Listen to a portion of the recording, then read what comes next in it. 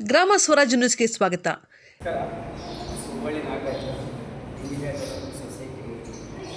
ನಾವು ಪ್ರಕ್ರಿಯೆ ಸಂಸ್ಥೆಯಿಂದ ಕೋಲಾರ ಜಿಲ್ಲೆಯಲ್ಲಿ ಶಾಂತಿ ಸಮಿತಿಯನ್ನು ಪ್ರಾರಂಭ ಮಾಡಿದ್ವಿ.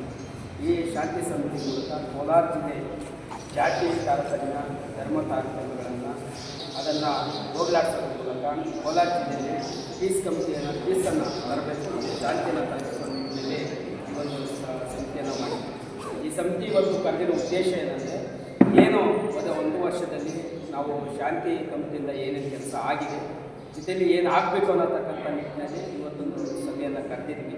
ಈ ನಿಟ್ಟಿನಲ್ಲಿ ಕೋಲಾರ ಜಿಲ್ಲೆ ಪ್ರತಿ ತಾಲೂಕಲ್ಲಿ ಜಿಲ್ಲೆ ಮಟ್ಟದಲ್ಲಿ ಒಂದು ಶಾಂತಿ ಕಮಿಟಿಯನ್ನು ಬಲವರ್ಧನೆಗೊಳ್ಳೋದ್ರ ಮೂಲಕ ಎಲ್ಲ ಜಾತಿ ಎಲ್ಲ ಧರ್ಮದ ಸಮುದಾಯಗಳನ್ನು ಮುಟ್ಟೋದ್ರ ಮೂಲಕ ಅವರಿಗೆ ಭಾರತದ ಸಂವಿಧಾನದ ಮೂಲಭೂತ ಹಕ್ಕುಗಳ ಮತ್ತು ಕರ್ತವ್ಯಗಳನ್ನು ತಿಳಿಸೋ ನಿಟ್ಟಿನಲ್ಲಿ ನಾವು ಈ ಒಂದು ಪೀಸ್ ಕಮಿಟಿಯಿಂದ ಮಾಡಬೇಕು ಅಂತೇಳಿ ಇವತ್ತು ಸಭೆಯಲ್ಲಿ ನಿರ್ಧಾರವನ್ನು ತೆಗೆದುಕೊಂಡಿದ್ದೀವಿ.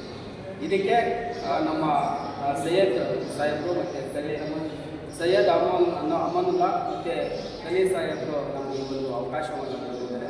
ಅವರಿಗೆ ನಮ್ಮ ಪ್ರಕ್ರಿಯೆ ಮತ್ತು ಶಾಂತಿ ಸಮಿತಿ ಅವರಿಗೆ ಎಲ್ಲರಿಗೂ ಇರಬೇಕು, ವೈಯಕ್ತಿಕವಾಗಿ ಮತ್ತು ನಾವು ಈ ಸಮಾಜದಲ್ಲಿ ಇರಬೇಕಂತ ಒಂದು ಒಳ್ಳೆಯ ಒಂದು ಎಕ್ಸ್ಪೆಕ್ಟೇಷನು ಮತ್ತು ಕುರಿ ಮೇಲೆ ಕಾರ್ಯಕ್ರಮ ಈ ಮೀಟಿಂಗಲ್ಲಿ ಬೇರೆ ಬೇರೆ